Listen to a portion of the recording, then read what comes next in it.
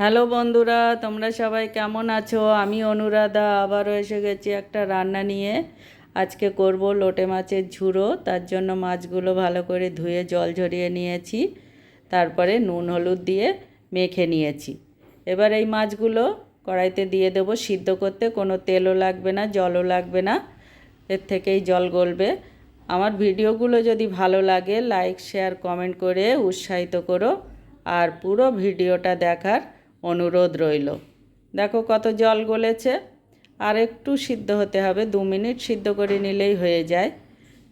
সিদ্ধ হয়ে গেছে, এবার গ্যাসটা বন্ধ করে দেবো, দিয়ে এটাকে ঠান্ডা করে নেব। দেখো ঠান্ডা করে নিয়েছি।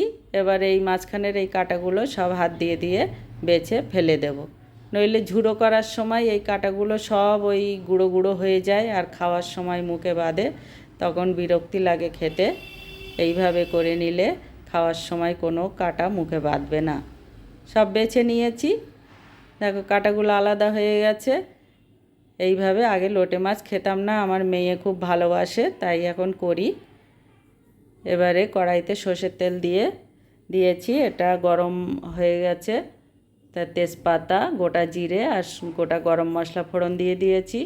ফোড়নটা একটু ভেজে নিয়ে তাতে দিয়ে দেব পেঁয়াজ কুচি। পেঁয়াজ কুচিটা একটু ভেজে নেব। পেঁয়াজ কুচিটা ভেজে নিয়ে তাতে দিয়ে দেব আদা আর রসুন বাটা, দিয়ে এটার কাঁচা গন্ধ যাওয়া পর্যন্ত একটু ভেজে নেব।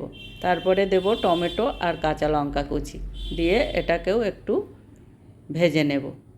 একটু ভেজে নিয়েছি, এবার দিয়ে দেবো জিরে গুঁড়ো, ধনে গুঁড়ো, কাশ্মীরি লঙ্কার গুঁড়ো, গরম মশলা, লবণ, চিনি আর হলুদ। আমি টেস্টের ব্যালেন্সের জন্য সামান্য চিনি দেই, তোমরা দিতেও পারো নাও দিতে পারো। এবারে একটু জল দিয়ে এটাকে তেল ছাড়া পর্যন্ত কষিয়ে নেব। তেল ছাড়া পর্যন্ত কষিয়ে নিয়েছি, এবারে সেই বেছে রাখা মাছটা দিয়ে দেব। দিয়ে এটাকে ভালো করে মিশিয়ে নিতে হবে, এবং জাল দিয়ে এই জলটা পুরো শুকিয়ে ফেলতে হবে। এইভাবে নেড়ে চেড়ে হতে দিতে হবে।